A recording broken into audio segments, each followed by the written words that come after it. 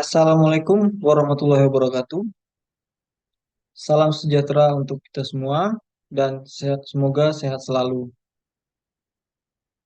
Perkenalkan, nama saya Raja Dava Muda, mahasiswa dari Universitas Stisipol Raja Haji Tanjung Pinang semester 4. Nah, pada video kali ini saya akan mempresentasikan tentang apa yang saya pelajari selama satu semester ini, yaitu khususnya di mata kuliah Manajemen Strategik Sektor Publik. Oke, langsung saja.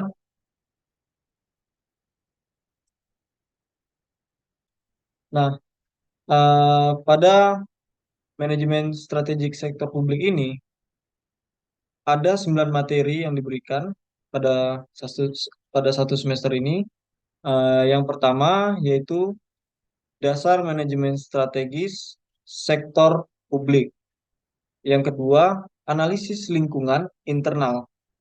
Yang ketiga, analisis lingkungan eksternal. Yang keempat, perencanaan strategi, visi, dan misi. Yang kelima, menentukan tujuan dan sasaran. Yang keenam, jenis-jenis strategi. Yang ketujuh, contoh matriks SWOT. Yang kedelapan, implementasi strategi. Dan yang terakhir, pengendalian dan evaluasi strategi. Nah, jadi teman-teman, pada mata kuliah ini ada 9 materi yang diberikan oleh dosen saya. Oke, langsung saja kita masuk kepada materi yang pertama, yaitu dasar manajemen strategis sektor publik. Nah, jadi pada materi yang pertama ini, eh, saya akan menjelaskan tentang makna strategi.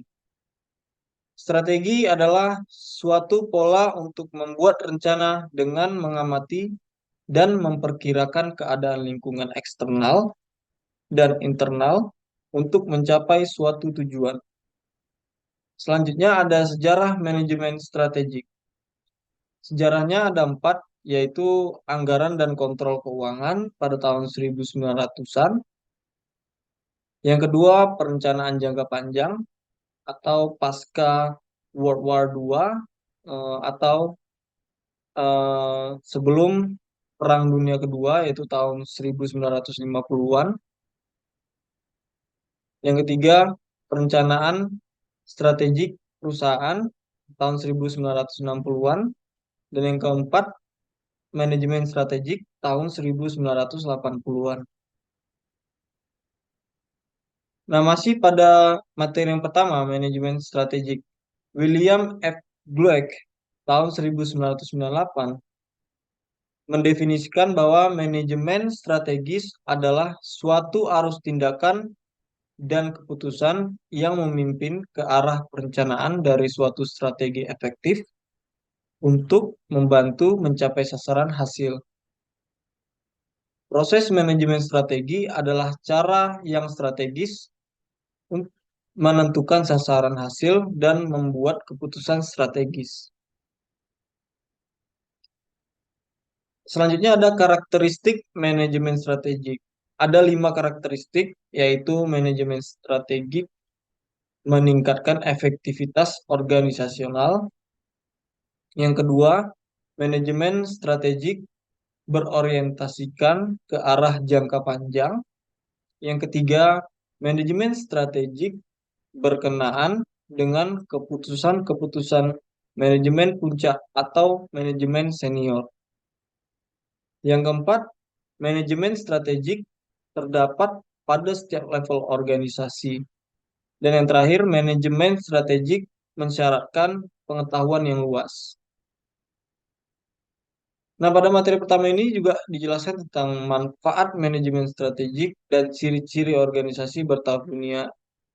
Nah, manfaat manajemen strategik salah satunya yaitu memberi arah pencapaian tujuan organisasi. Ciri-cirinya salah satunya yaitu fokus terhadap pelanggan tinggi. Oke, selanjutnya kita memasuki materi yang kedua, yaitu analisis lingkungan internal. Nah, analisis lingkungan internal ada faktor-faktor utama analisis lingkungan internal. eh, ada 8 faktor. Yang pertama objektif atau sasaran. Yang kedua ada struktur. Yang ketiga ada sistem. Yang keempat ada skill atau keahlian. Yang kelima ada style atau gaya kepemimpinan. Yang keenam ada staff. Yang ketujuh ada strategi. Dan yang kedelapan faktor-faktor lainnya. Nah, selanjutnya kita memasuki materi yang ketiga yaitu analisis lingkungan eksternal. Nah, pada materi ini ada pendahuluan yaitu tujuan utama dilakukan analisis lingkungan eksternal adalah untuk mengenal pasti peluang dan ancaman yang ada di luar organisasi. Nanti hasil daripada analisis ini kan menyumbang informasi berkaitan peluang dan ancaman yang diperlukan untuk analisis SWOT. Nah, analisis lingkungan eksternal ada beberapa memang yang akan dibahas, yaitu definisi lingkungan, karakteristik lingkungan, proses analisis lingkungan eksternal, macam-macam lingkungan eksternal, faktor-faktor utama analisis lingkungan eksternal, makro dan mikro. Selanjutnya ada pembahasan tentang ancaman pendatang baru, kekuatan supplier, kekuatan pelanggan, analisis pesaing, ancaman produk pengganti, dan faktor-faktor lain di lingkungan organisasi. Nah, jadi ini materi yang dipelajari dari materi ketiga tadi. Nah, yang keempat, kita memasuki materi tentang perencanaan strategi, visi, dan misi. Nah, visi misi organisasi dapat menjawab beberapa pertanyaan penting seperti mengapa organisasi tersebut ada, siapa yang memerlukan organisasi ini, apa yang bisa diberikan organisasi kepada stakeholder, apa yang membuat organisasi ini berbeda dengan organisasi yang sejenis. Nah, pernyataan visi misi organisasi haruslah jelas, tidak terlalu abstrak, serta mudah dimengerti. Visi misi menjelaskan role organisasi. Pernyataan visi misi organisasi harus luas untuk perkembangan dan pertumbuhan organisasi, namun cukup untuk membuat jalannya organisasi tetap fokus dan terkendali. Nah, itu dia materi tentang perencanaan strategi visi dan misi. Selanjutnya, kita memasuki materi kelima, yaitu menentukan tujuan dan sasaran. Pertama ada definisi tentang tujuan.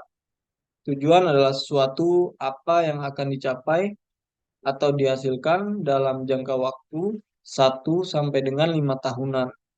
Sedangkan sasaran atau objektif adalah hasil yang akan dicapai secara nyata oleh instansi pemerintah dalam rumusan yang lebih spesifik, terukur, dalam kurun waktu yang lebih pendek dari tujuan. Berarti sasaran ini lebih pendek daripada tujuan. Selanjutnya, strategi. Strategi adalah cara mencapai tujuan dan sasaran yang dijabarkan ke dalam kebijakan-kebijakan dan program-program. Nah, selanjutnya kita memasuki materi keenam, yaitu jenis-jenis strategi. Nah, jenis-jenis strategi ada beberapa, yaitu yang pertama strategi jaringan. Strategi ini merujuk kepada semua bentuk kerjasama yang mampu dilakukan oleh sebuah organisasi dengan organisasi lain. Ia merupakan strategi yang berdasarkan kepada konsep win-win solution. Selanjutnya, strategi korporat. Nah, strategi korporat ini ada 4. Yang pertama, strategi pertumbuhan atau growth. Yang kedua, strategi bertahan atau defensif. Yang ketiga, strategi kestabilan atau stability. Dan yang keempat, strategi kombinasi atau combination. Yang ketujuh, eh, pada materi ketujuh, kita akan membahas tentang contoh matriks SWOT. Nah, pada materi yang ketujuh ini, contoh matriks SWOT ini, ada 3 contoh. Contoh yang pertama itu adalah lingkungan internal atau strength and weakness. Yang kedua adalah lingkungan eksternal atau opportunity and threat. Yang ketiga ada contoh tentang matrik strategi pengembangan IPB tahun 2025 berdasarkan analisis SWOT. Nah, selanjutnya kita memasuki materi yang ke-8, yaitu implementasi strategi. Nah, pada materi yang ke-8 ini ada 4 yang akan dibahas, yaitu yang pertama organisasi atau manajemen structure, yang kedua kepemimpinan atau leadership, yang ketiga ada budaya atau culture, yang keempat ada sistem imbalan atau reward system. Nah, jadi pada materi ke-8 ini 4 materi ini yang dibahas tidak banyak. Selanjutnya kita memasuki materi yang terakhir, yaitu yang ke-9, pengendalian dan evaluasi strategi. Nah, pada materi pengendalian dan evaluasi strategi ada beberapa definisi. Yang pertama, definisi pengendalian merupakan unsur utama dari setiap tugas atau pekerjaan seorang manajer. Pengendalian adalah suatu aktivitas membuat sesuatu agar terjadi sesuai dengan apa yang direncanakan untuk terjadi. Nah, selanjutnya evaluasi strategi. Richard Rummel dalam Brew mengajukan 4 kriteria yang dapat digunakan untuk melakukan evaluasi strategi yang telah berjalan, yaitu ada 4. Yang pertama, konsistensi. Yang kedua, kesesuaian. Yang ketiga, keunggulan. Dan yang keempat, kelayakan. Oke, baiklah teman-teman. Itu saja yang dapat saya presentasikan. Saya mohon maaf jika ada kesalahan kata ataupun dari ekspresi wajah saya. Sekali lagi saya terima kasih karena telah menonton video ini. Saya pamit undur diri. Assalamualaikum warahmatullahi wabarakatuh.